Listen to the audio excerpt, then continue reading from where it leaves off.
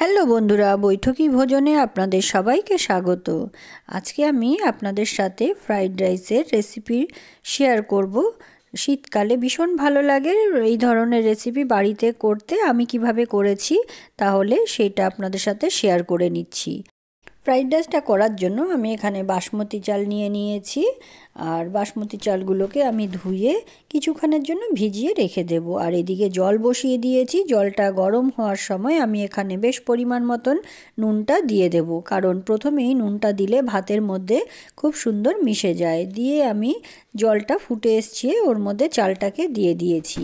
আমি এখানে 90% মতন চালটাকে ফুটিয়ে নেব। এখানে আমার প্রায় হয়ে গেছে, এর চেয়ে বেশি আমি আর ভাতটাকে করব না। এরপর আমি ভাতটাকে ঝাড়িয়ে নিচ্ছি। ভাতটা এখানে হয়ে গেছে।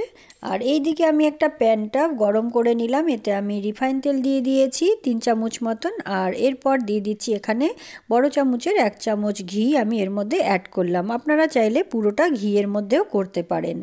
আর এখানে দিয়ে দিচ্ছি আমি দারচিনি, এলাচ, লবঙ্গ আর একটা তেজপাতা দিয়ে একটু ফোড়নে দিয়ে দিয়েছি। এতে ফ্লেভারটা ভীষণই ভালো লাগে।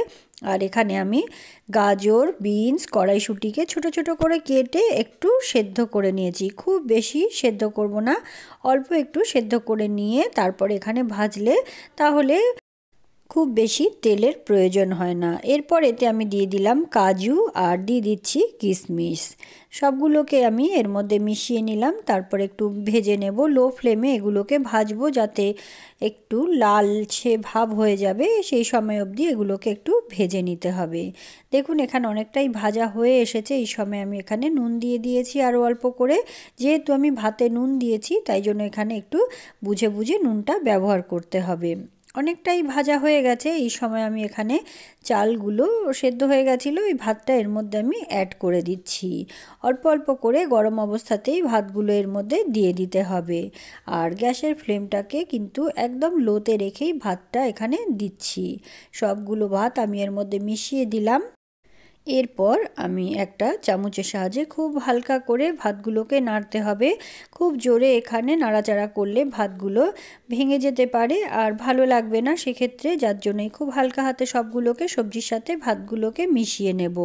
দেখুন এইখানে গ্যাসের ফ্লেমটাকে লোতে রেখেই আমি খুব সুন্দর করে সবগুলো মিশিয়ে নিচ্ছি। এখানে আমার প্রায় অনেকটাই মেশানো হয়ে গেছে। আমি যেভাবে নাড়ছি ঠিক এইভাবে করে নাড়বেন, নিচে দিয়ে চামচটা দিয়ে তারপরে ওপরটা তুলবেন। এইভাবে করলে ভাতটা একেবারেই ভাঙবে না। আমার এখানে সবগুলো খুব সুন্দর মেশানো হয়ে গেছে। আর এই সময় আমি এখানে বেশ অনেকটা পরিমাণে চিনিটা অ্যাড করে দিয়েছি। চিনিটা অ্যাড করলে খুব সুন্দর একটা এখানে টেস্টটা পাওয়া যায়। আপনারা চাইলে এখানে আরও একটু ঘি ব্যবহার করতে পারেন। আমি আর ঘি দিলাম না, আপনারা চাইলে ওপর দিয়ে আরও একটু ঘি দিয়ে মিশিয়ে নিতে পারেন। এখানে আমার সবগুলো মেশানো হয়ে গেছে। খুব সহজ একটা রেসিপি, আপনারা অবশ্যই বাড়িতে একবার করে দেখুন, ভালো লাগবে। ভালো লাগলে কমেন্ট করে জানাবেন ও লাইক, কমেন্ট, সাবস্ক্রাইব করবেন অবশ্যই। ধন্যবাদ।